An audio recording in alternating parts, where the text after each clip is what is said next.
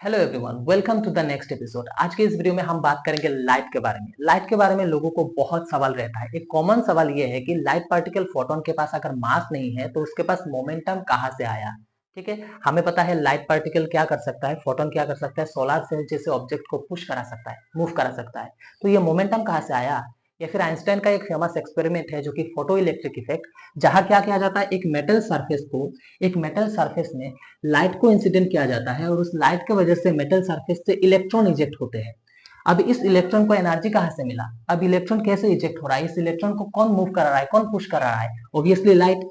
लेकिन लाइट के पास कोई रेस्ट मास तो नहीं होता, वो तो जीरो होता है।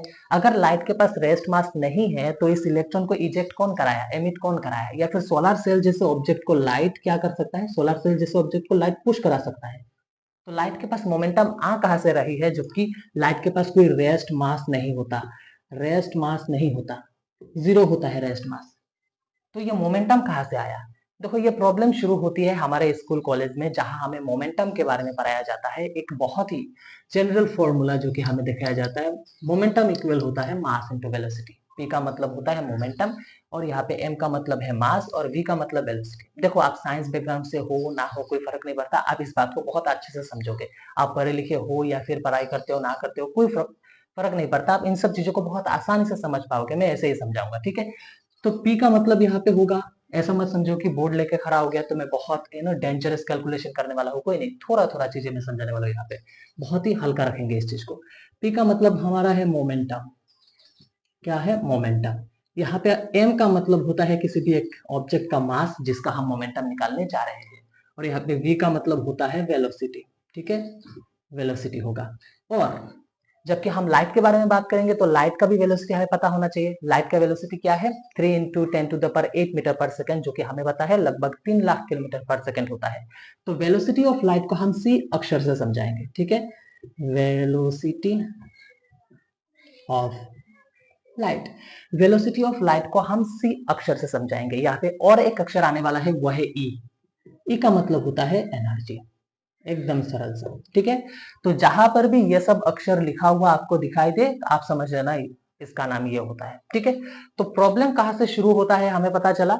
प्रॉब्लम शुरू होता है इस वाले फॉर्मूले से, जो कॉलेज में हमें पढ़ाया जाता है कि मोमेंटम इक्वल मास इनटू वेलोसिटी। अब हमें पता है मास तो जीरो है लाइट पार्टिकल का, लाइट का। तो यहाँ पे जीरो इंटू वेलोसिटी हो रहा है, यानी कि मोमेंटम क्या? जीरो। तो लाइट पार्टिकल फोटोन के पास मोमेंटम आया कहां से, जबकि ये जीरो है? तो ये सोलर सेल जैसे ऑब्जेक्ट को पुश कहां से करा रहा है, या फिर इलेक्ट्रॉन को यहाँ पे इजेक्ट कैसे करा पा रहा है? देखो, प्रॉब्लम ये है कि ये जो फॉर्मूला है मोमेंटम का, ये एक स्पेसिफिक फॉर्मूला है। ये लाइट पार्टिकल फोटोन के लिए काम नहीं करता। ये उन्हीं ऑब्जेक्ट के लिए काम करेगा जो बहुत ही स्लो मूविंग है, स्लो मूविंग ऑब्जेक्ट। ठीक है। अब इंसान के बारे में सोच लो, मेरे पास मास है लेकिन मैं बहुत ही स्लो मूव करता हूँ। लाइट जितने स्पीड से मूव करता है उस स्पीड से तो कोई नहीं मूव कर पा रहा। यानी कि स्लो मूविंग ऑब्जेक्ट के लिए ये फॉर्मूला काम करेगा। या फिर ऐसे ऑब्जेक्ट जिसके पास रेस्ट मास हो, ऐसे ऑब्जेक्ट के लिए ये वाला फॉर्मूला काम करेगा। ठीक है। तो ये एक स्पेसिफिक फॉर्मूला है, किसी एक केस के लिए एक स्पेसिफिक फॉर्मूला है, ठीक है। ये एक जनरल फॉर्मूला नहीं है, ये लाइट के लिए काम नहीं करेगा। तो मोमेंटम का ओरिजिनल फॉर्मूला कौन सा है उसके बारे में बात करते हैं। आपको आइंस्टाइन जब मैं नाम कहता हूं, आपके दिमाग में एक बहुत ही फेमस इक्वेशन आता है, वो है E equal M C square. Obviously आपके दिमाग में ये आता है, E equal M C square. अभी इसी इक्वेशन से हम कहां तक पहुंच सकते हैं? मोमेंटम तक पहुंच सकते हैं, और लाइट का जो मोमेंटम है उसके बारे में बात कर सकते हैं।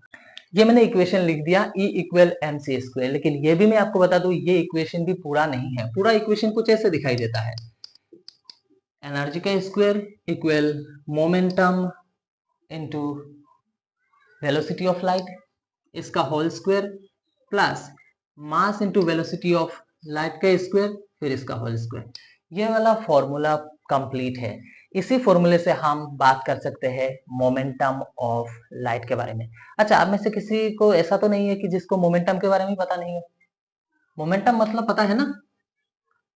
ऐसा ना हो कि बाद में हम मोमेंटम खत्म ही कर दिए, उसके बाद आपको लग रहा होगा मोमेंटम क्या है, यही मुझे नहीं पता। देखो मोमेंटम का मतलब, अच्छा मैं अभी समझा देता हूँ। मोमेंटम का मतलब होता है किसी भी ऑब्जेक्ट को पुश कराने का या फिर मूव कराने का एबिलिटी। मान लो ये मेरा हैंड है, ये और एक हैंड, इसने इसको ऐसा पुश कराया, इस हैंड को इसने, इस हाथ ने ऐसे मूव कराया, पुश कराया, इसका मतलब इस हाथ के पास मोमेंटम है। ठीक है, आप किसी एक ऑब्जेक्ट को धक्का मार के मूव करा पा रहे हो, इसके पास आप में मोमेंटम है, इसका मतलब समझ में आया। तो मोमेंटम ये हुआ कि किसी भी ऑब्जेक्ट को मूव कराने का या फिर पुश कर पाने का एबिलिटी। ठीक है, तो लाइट क्या करता है, सोलर सेल जैसे ऑब्जेक्ट को हमने बताया कि मूव कराता है या फिर इलेक्ट्रॉन को इजेक्ट करा पाता है किसी एक मेटल सरफेस से, इसका मतलब लाइट के पास क्या है, मोमेंटम है। इसके बारे में हम बात कर रहे हैं। ठीक है, अब यहाँ पे देखो ई स्क्वायर, ये है मोमेंटम, ये है सी वेलोसिटी ऑफ लाइट का होल स्क्वायर, तो ये हम ऐसे ही लिखते हैं। अब मास हो जाएगा जीरो, क्योंकि लाइट के पास मास नहीं होता, तो ये जीरो होने के साथ साथ जीरो इंटू सी स्क्वायर, ये पूरा टर्म क्या हो रहा है, जीरो। ठीक है, तो हमारे पास क्या आया, E square equal P C का होल स्क्वायर। देखो स्क्वायर स्क्वायर कैंसिल हो सकता है ना, स्क्वायर स्क्वायर कैंसिल हो सकता है, यानी कि मोमेंटम को अगर हम देखें तो यहाँ पे ई इक्वल पी सी आया, पी मतलब मोमेंटम, तो यहाँ पे अगर देखोगे तो मोमेंटम का मतलब क्या हुआ, energy upon velocity of light. ध्यान से देखो इस फॉर्मूले को, ये मोमेंटम का फॉर्मूला है, किसके लिए, लाइट के लिए। तो यहाँ पे इस टर्म में मास तो कहीं भी नहीं है, इसका मतलब इस फॉर्मूले में अगर आप देखोगे तो मास का कोई लेना देना नहीं है।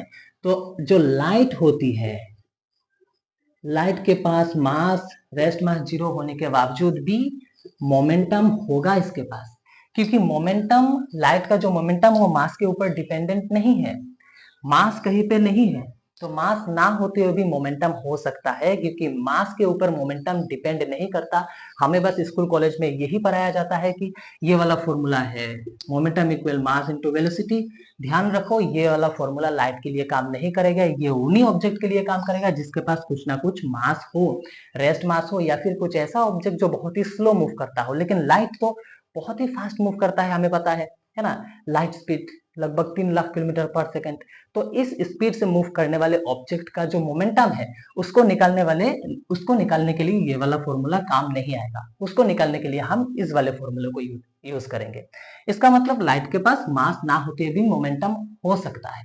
ठीक है, क्योंकि यहाँ पे मास के ऊपर कोई डिपेंडेंट नहीं है, मोमेंटम मास के ऊपर डिपेंड नहीं करता। आई होप आपको समझ में आया होगा। ठीक है, तो लाइट पार्टिकल फोटोन के पास मास ना होते भी इसलिए मोमेंटम होता है, क्योंकि इसके हिसाब से मास के ऊपर डिपेंड नहीं करता मोमेंटम। आई होप आपको समझ में आया होगा। Thank you so much for watching this video.